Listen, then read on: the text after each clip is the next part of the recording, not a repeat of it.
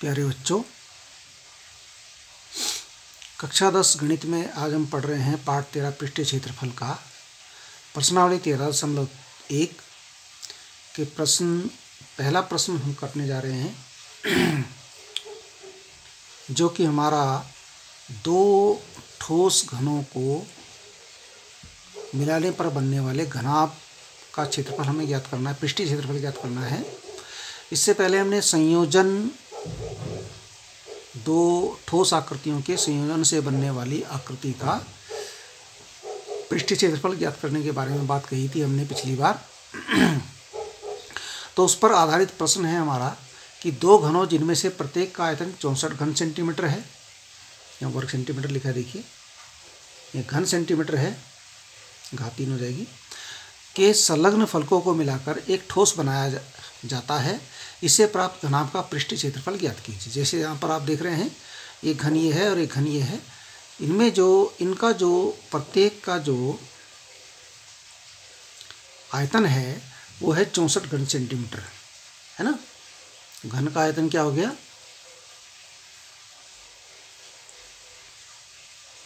घन का आयतन दे रखा है 64 घन सेंटीमीटर, ये दिया है। ठीक है, घन का आयतन दे रखा है 64 घन सेंटीमीटर। तो घन की भुजा कितनी हो जाएगी,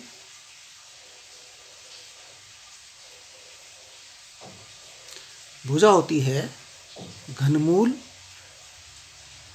आयतन, जो आयतन है उसका निकलेगा घनमूल, तब एक भुजा निकल करके आ जाएगी। ये 64 है, 64 का घनमूल क्या होगा, देखिए क्या हो जाएगा। 64 का हम गुणनखंड करें तो 2 गुणा 2 गुणा 2 गुणा 2 गुणा 2 गुणा 2, कितनी बार हो गया, 1 2 3 4 5, 1 2 3 4 5 6, बिल्कुल सही। 2 दूना 4 दूना 8 दूना 16 दूना 32 दूना 64। अब देखिए घनमूल में जब जोड़े बनते हैं वो 3 3 के बनते हैं, एक जोड़ा ये बना और एक जोड़ा ये बना।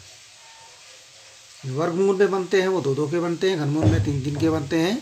तो हो जाएगा 2 एक जोड़े में से और एक जोड़े में से 2, ये हो गया आपका 4 सेंटीमीटर।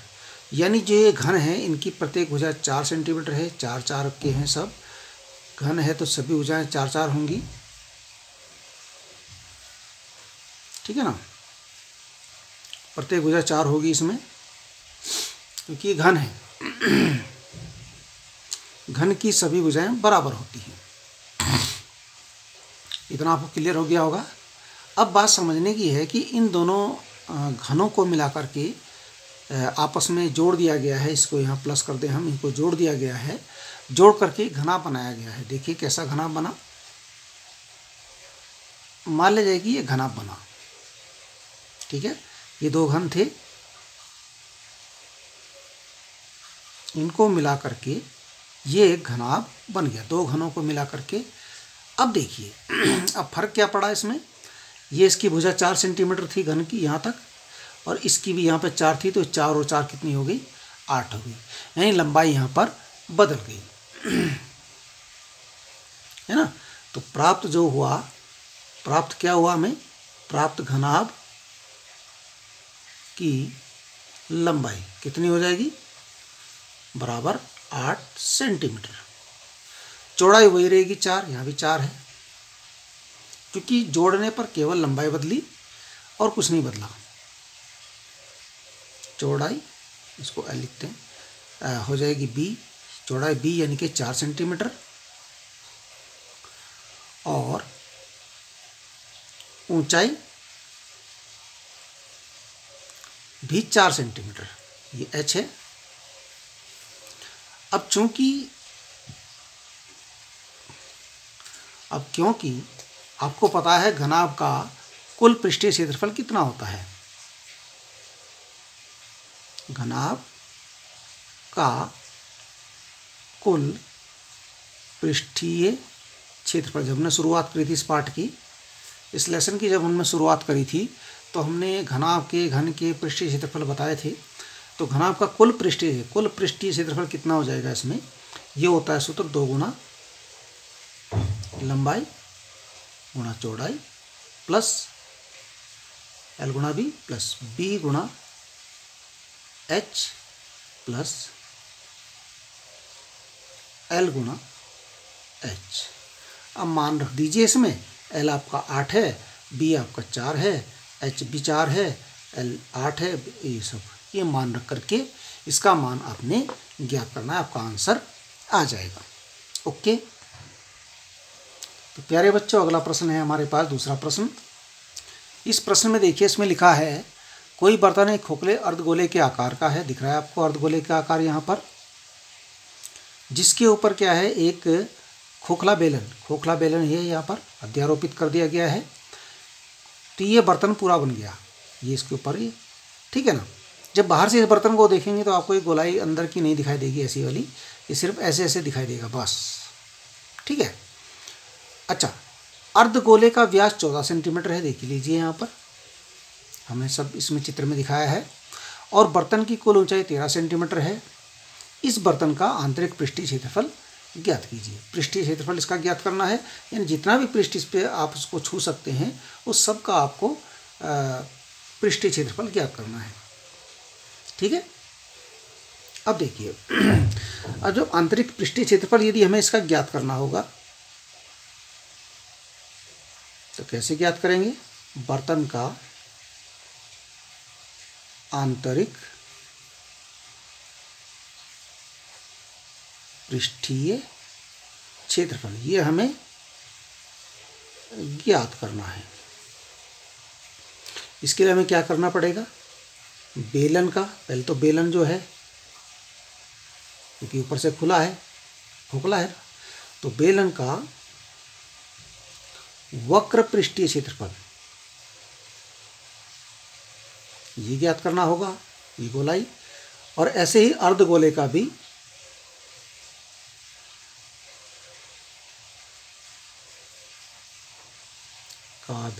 आपको क्या निकालना पड़ेगा, वक्र पृष्ठीय क्षेत्रफल। इसको इंग्लिश में हम CSA भी कहते हैं। क्या कहते हैं, CSA कर्व्ड सरफेस एरिया। अच्छा, बेलन का CSA और अर्धगोले का CSA। अब पहले बेलन का वक्र पृष्ठीय क्षेत्रफल क्या होता है, 2πRH है ना।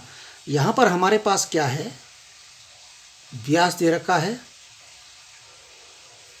14 सेंटीमीटर, तो त्रिज्या कितनी हो जाएगी, त्रिज्या जो है व्यास का आधा होता है, 14/2 यानी कि 7 सेंटीमीटर।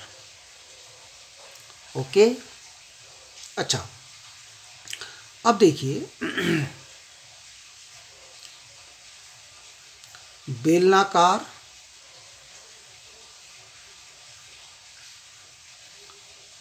भाग की ऊंचाई कितनी होगी। देखिए, कुल ऊंचाई, टोटल ऊंचाई दे रखी है 13 सेंटीमीटर, जिसमें ये गोला भी है अर्धगोला। अब इस इतनी ऊंचाई को इसमें से हटा दें तब बेलन की आएगी, यहाँ तक की हटा दें तो। अब इस ऊंचाई को हम क्या कहेंगे, इसको हम कहेंगे त्रिज्या, क्योंकि त्रिज्या की ये बराबर होगी, है ना। बेलनाकार भाग की ऊंचाई बराबर कितनी होगी, कुल ऊंचाई में से 13 में से ये गोले की जो त्रिज्या है उसको घटा देंगे। 13 में से 7 घटाया, बचा 6 सेंटीमीटर। तो ये जो ऊंचाई है आपकी ये 6 सेंटीमीटर होगी, क्योंकि 7 ये हो गई, 7 और 6 13 हो गई, है ना। अब देखिए, ये हमारे पास R हो गई, ये H हो गई। अब बेलन का CSA समझ रहे हैं, वक्र पृष्ठीय क्षेत्रफल 2πRH, ये हमने सूत्र आपको पहले बताया था। 2πRH, पाई का मान 22/7, R का मान कितना हो गया हमारे पास, R का मान है 7 और H का मान है 6। आपके लिए सरल करने के लिए हम छोड़ देते हैं यहाँ पर। ऐसे ही इसके बाद अर्धगोले का,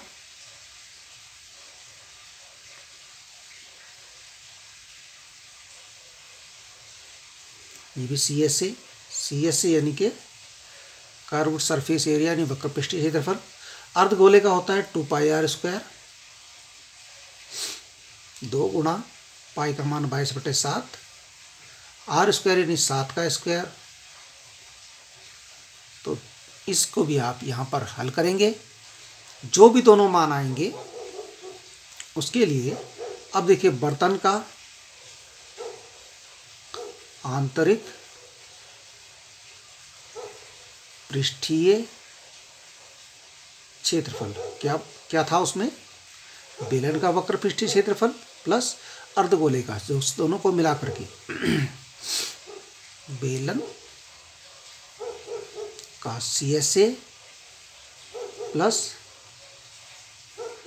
अर्धगोले का CSA वक्र पृष्ठीय क्षेत्रफल। इस CSA का मतलब वक्र पृष्ठीय क्षेत्रफल होता है। यानी जो भी मान यहाँ पर आएंगे वो आप यहाँ पर लिख करके जोड़ देंगे, बस वही आपका उत्तर हो जाएगा। ओके। अब देखिए, तीसरा प्रश्न इसी प्रकार का हमारे पास आ गया। इसमें किसको जोड़ा गया है, इसमें देखिए खिलौना है, त्रिज्या 3.5 सेंटीमीटर वाले शंकु के आकार का है और उसी त्रिज्या वाले एक अर्धगोले पर अध्यारोपित है। अभी पिछले प्रश्न में हमने देखा अर्धगोले पर बेलन था, और यहाँ अर्धगोले पर अब क्या है, शंकु है। ठीक है ना। तो इस खिलौने का संपूर्ण ऊंचाई 15.5 सेंटीमीटर है। ठीक है ना। और जो खिलौने की त्रिज्या है, त्रिज्या है इसकी अर्धगोले की और इसकी शंकु की, वो इसकी 3.5 सेंटीमीटर है। कुल ऊंचाई इसकी 15.5 सेंटीमीटर है। अब देखिए इसको आप कैसे करेंगे। इसमें पूछा है इस खिलौने का संपूर्ण पृष्ठीय क्षेत्रफल, इसको कैसे निकालेंगे। देखिए, खिलौने का संपूर्ण पृष्ठीय क्षेत्रफल कैसे निकलेगा। संपूर्ण पृष्ठीय क्षेत्रफल को हम बोलते हैं TSA। ठीक है ना। अब इसमें देखिए, जो हमें बाहर से ये दिखाई देगा खिलौना, इसमें हमें अंदर का कुछ नहीं, हम छुएंगे तो केवल बाहर का पृष्ठ छुएंगे, नीचे का पृष्ठ भी नहीं छू पाएंगे। शंकु के नीचे अर्धगोले का ही छू पाएंगे, और अर्धगोला का जो पृष्ठ हमारे हाथ लगेगा वो केवल उसका वक्र पृष्ठ होगा, और जो शंकु का पृष्ठ हमारे हाथ लगेगा वो भी उसका वक्र पृष्ठ होगा। ठीक है ना। तो हम लिखेंगे यहाँ शंकु का वक्र पृष्ठीय क्षेत्रफल, या CSA भी लिख सकते हैं, CSA प्लस अर्धगोले का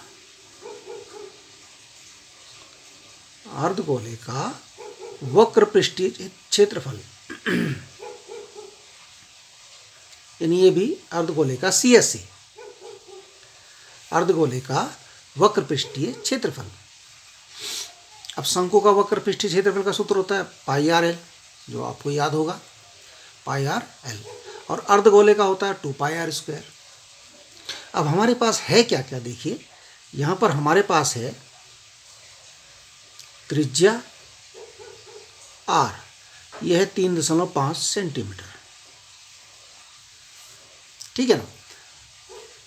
और क्या है, देखिए तिर्यक ऊंचाई तो नहीं है, लेकिन ऊंचाई है हमारे पास। ये देखिए 15.5 है, इस ऊंचाई का हमें नहीं पता है ये कितनी है शंकु की ऊंचाई, जो कि h होनी चाहिए।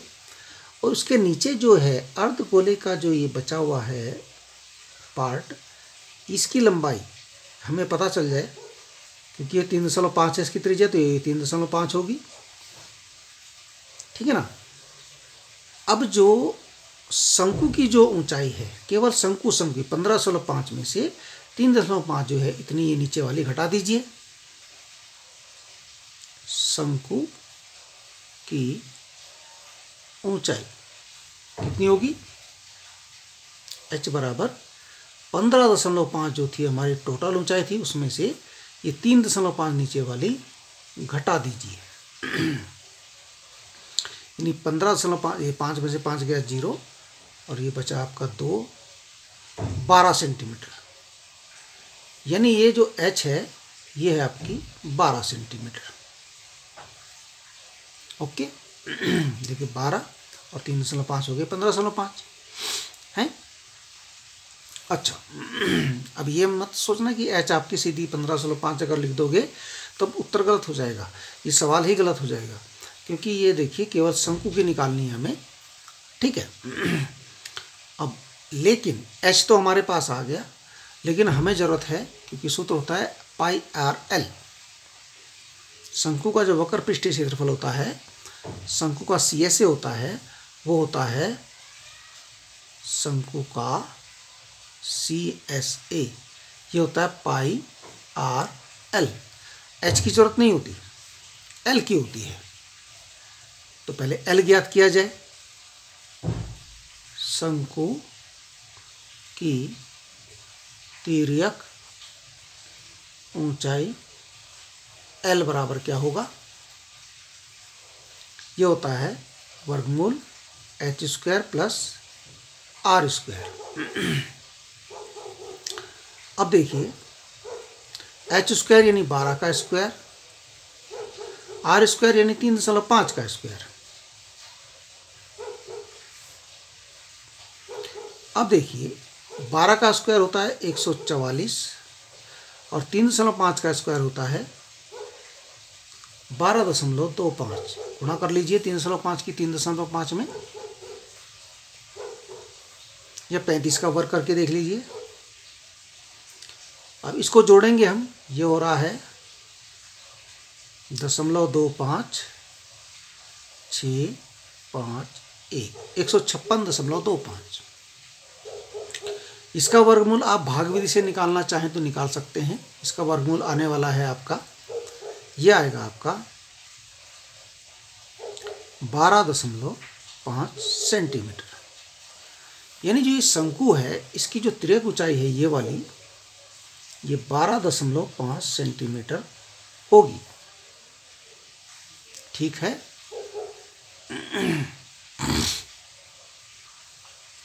अब देखिए, अब आप शंकु का CSA निकाल सकते हैं। शंकु का CSA कैसे निकलेगा, पाई आर एल। देखिए पाई आर पहले भी हमने लिखा था यहाँ पर पाई आर, लेकिन यहाँ पर हमारे पास l की वैल्यू नहीं थी तो l हमने निकाला। अब हमारे पास सब वैल्यू है।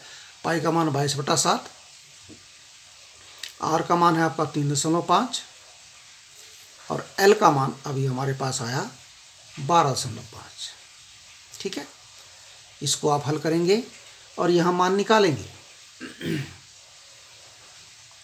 इसके बाद है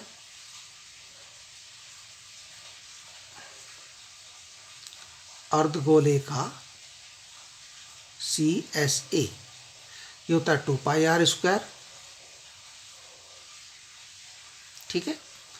2 गुणा 22/7, r² मतलब 3.5 का स्क्वायर, ये आप निकालेंगे और यहाँ लिखेंगे, ठीक है। अब इसके बाद आपका आंसर कैसे आएगा, हमने शुरू में ही फॉर्मूला लिख रखा है। सबसे पहले जब दोनों का वक्र पृष्ठीय क्षेत्रफल यानी CSA आप निकाल लेंगे, शंकु का भी अर्धगोले का भी, तो आपका जो खिलौने का कुल पृष्ठीय क्षेत्रफल जो हो जाएगा, खिलौने का TSE, वो कितना हो जाएगा, वो हो जाएगा शंकु का CSA प्लस अर्धगोले का CSA, दोनों को आप जोड़ लेंगे, आपका उत्तर आ जाएगा। बस ऐसा ही सवाल पिछला भी था, वो भी आप आसानी से कर सकते हैं, इसको भी आसानी से कर सकते हैं। एक ही टाइप के सवाल हैं ये, ठीक है। ओके और धन्यवाद।